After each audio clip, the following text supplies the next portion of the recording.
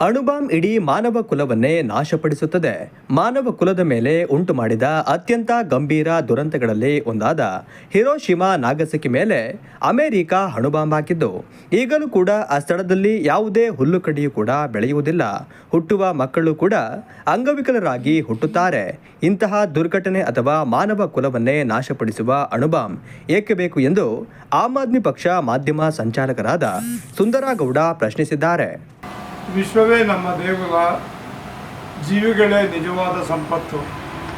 ಇವತ್ತು ಜಾತಿ ಮತ್ತು ಧರ್ಮಗಳ ವಿಭಜನೆಯಿಂದಾಗಿ ವಿಶ್ವದಲ್ಲಿ ಕೇವಲ ಜಾತಿ ಮತ್ತು ಮಠಗಳ ಸೃಷ್ಟಿಯಿಂದಾಗಿ ಜಾತಿಗಳ ಜೊತೆಯಲ್ಲಿ ವೈರತ್ವ ಮತ್ತು ಯುದ್ಧಗಳು ನಡೆದು ಇವತ್ತು ಪ್ರಪಂಚದಾದ್ಯಂತ ಅಶಾಂತಿಯನ್ನು ಸೃಷ್ಟಿ ಮಾಡಿರುವುದು ನಾಗರಿಕತೆಯ ಅತ್ಯಂತ ದುರಂತದ ದಿನಗಳಲ್ಲಿ ನಾವು ಇವತ್ತು ಅಣುಬಾಂಬನ್ನು ವಿಶ್ವಮಟ್ಟದಲ್ಲಿ ಪ್ರತಿಯೊಬ್ಬರೂ ಬೆಳೆಸಬೇಕು ಅಂತ ಹೊರಟಿರುವ ಈ ಸಂದರ್ಭದಲ್ಲಿ ಅಣುಬಾಂಬುಗಳಿಂದ ವಿಶ್ವಕ್ಕೆ ಎಷ್ಟು ನಷ್ಟ ಅನ್ನುವಂಥದ್ದು ಇವತ್ತು ನಮಗೆ ಅರ್ಥವಾಗ್ತಾ ಇದೆ.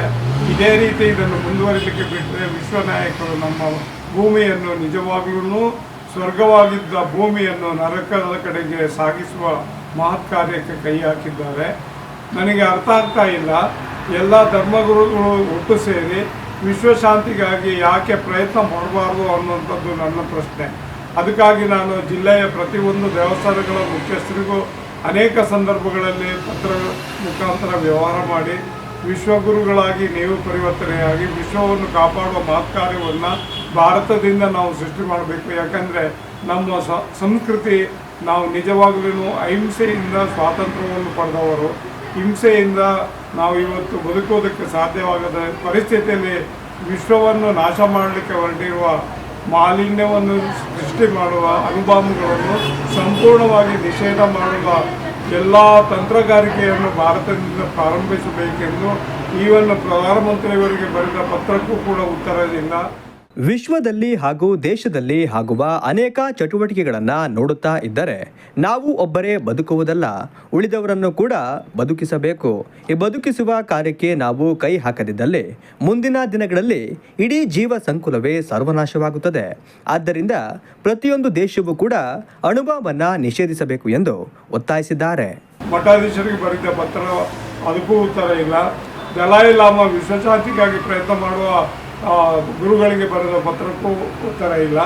ಆದುದರಿಂದ ನಾನು ಎಲ್ಲರೂ ಪ್ರಾರ್ಥನೆ ಮಾಡೋದು ಇಷ್ಟೇ. ನಾವು ಏನಂದರೆ ಹ್ಯುಮ್ಯಾನಿಟಿ ಕನ್ಸಿಡ್ರೇಷನಲ್ಲಿ ನಾವು ಭಾರತವನ್ನು ಮಾನವೀಯ ಧರ್ಮದ ಕ್ಷೇತ್ರವಾಗಿ ಪರಿವರ್ತನೆ ಮಾಡುವ ಏಕಮಾತ್ರ ತಂತ್ರಗಾರಿಕೆಯಿಂದ ವಿಶ್ವದಲ್ಲಿ ಪ್ರತಿಯೊಬ್ಬ ವಿಶ್ವ ನಾಯಕನಿಗೆ ಬುದ್ಧಿ ಹೇಳಿ ಅವನನ್ನು ನಮ್ಮ ದಾರಿಗೆ ವಿಶ್ವಶಾಂತಿಗಾಗಿ ಅವರನ್ನು ಪರಿವರ್ತಿಸುವ ಮಹತ್ ಕಾರ್ಯಕ್ಕೆ ನೀವು ಕೈ ಹಾಕಬೇಕು. ರಾಜಕೀಯ ಇರಬೇಕಾದ್ರೆ, ಈ ದೇಶ ಉಳಿಬೇಕಾದ್ರೆ ನಮಗೆ ವಿಶ್ವಶಾಂತಿನೇ ಮೂಲ.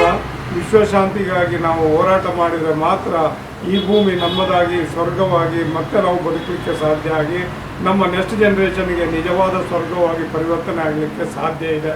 ಇಲ್ಲದಿದ್ದರೆ ಇದು ನಿಜವಾಗ್ಲೂ ಮುಂದಿನ ದಿನಗಳಿಗೆ, ಮುಂದಿನ ಜನಾಂಗಕ್ಕೆ ದೊಡ್ಡ ಮರುಭೂಮಿಯಾಗಿ ಪರಿವರ್ತನೆ ಆಗುತ್ತೆ. ಜೀವಿಗಳು ಬದುಕಲಿಕ್ಕೆ ಸಾಧ್ಯ ಇಲ್ಲ ಅನ್ನುವಂಥದ್ದನ್ನು ನಾವೆಲ್ಲರೂ ಅರ್ಥ ಮಾಡ್ಕೊಳ್ಬೇಕು ಅನ್ನುವಂಥದ್ದೇ ನನ್ನ ಒತ್ತಾಯ.